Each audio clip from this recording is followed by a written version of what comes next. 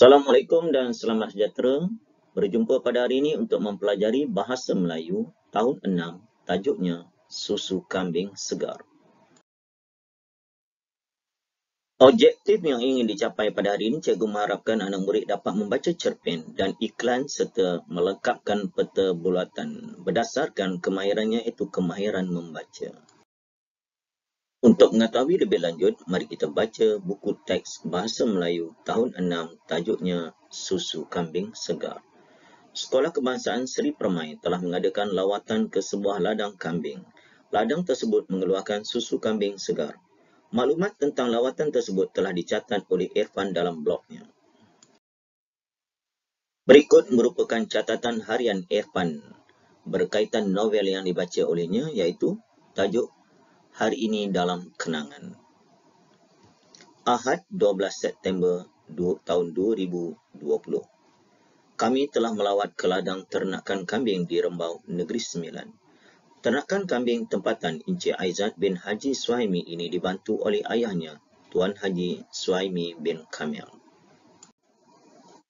Pertama, rumput yang subur di ladang ini menjadi sumber makanan yang berkhasiat untuk kambing. Oleh itu, kambing di sini terhindar daripada serangan penyakit. Kesannya, ternakan di sini menghasilkan susu yang berkualiti. Kedua, kandang dan kawasan ladang yang luas terjaga dengan baiknya. Udara di sini juga bersih dan segar. Persekitaran ini membolehkan kambing yang diternak secara gembala lebih sihat, aktif dan bersih. Ketiga, susu kambing di ladang ini diperah dengan menggunakan tangan. Produk susu ini asli, iaitu tidak bercampur dengan air dan perisa tiruan. Susu kambing ini juga kaya dengan protein, kalsium, riboflavin serta rendah laktosa dan bersifat akali. Keempat, pada masa ini terdapat 100 ekor kambing dengan seliaan 3 orang pekerja di sini.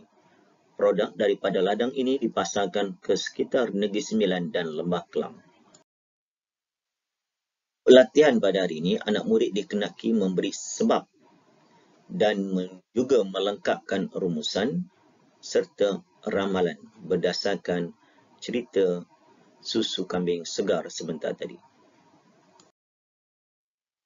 Cikgu harap anak murid telah pun bersedia untuk sesi perbincangan jawapan bagi latihan pada hari ini. Mari kita lengkapkan tempat kosong dengan jawapan yang sesuai. Tajuknya, Ternakan Kambing Encik Aizat Berjaya. Okey, pertama, sebab ladang ada sumber makanan. Bila ladang ada sumber makanan, apa ramalan kita? Kambing cepat membesar. Sebab apa? Mendapat makanan yang mencukupi. Yang kedua, kandangnya luas. Bila kandangnya luas, kambing selesa. Kambing boleh bergerak. Kambing nak tidur, nak baring dan sebagainya, selesa. Yang ketiga, susu asli. Tidak ada tiruan. Apa dia? Bila susu asli, sekarang orang semua nak yang asli. Mendapat permintaan yang tinggi. Dan yang keempat, sebab berjayanya, ada 100 ekor kambing.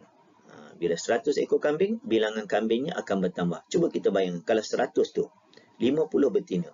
50 tu pula bunting. Bunting kita gunakan istilah binatang lah. Kalau orang hamil lah, mengandung. Lahir semuanya. 500 akan bertambah jadi 100, jadi 150 dan dari setahun-setahun akan bertambah. Untuk latihan yang kedua, murid dikenaki membuat rumusan. Rumusan yang pertama kita boleh buat. Yang pertama, Encik Aizat dapat menghasilkan susu yang bermutu kerana persekitaran ladangnya yang baik. Itu pertama.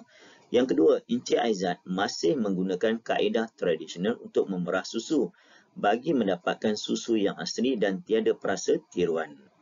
Yang ketiga, Encik Aizat boleh meluaskan ladangnya dan menambah bilangan pekerja. Yang keempat, graf menunjukkan pengeluaran susu segar di Malaysia semakin meningkat tahun demi tahun. Itu rumusan. Yang kedua, ramalan. Encik Aizat boleh antaranya. Pertama, meluaskan ladangnya atau mencari kawasan lain untuk dijadikan ladang lagi.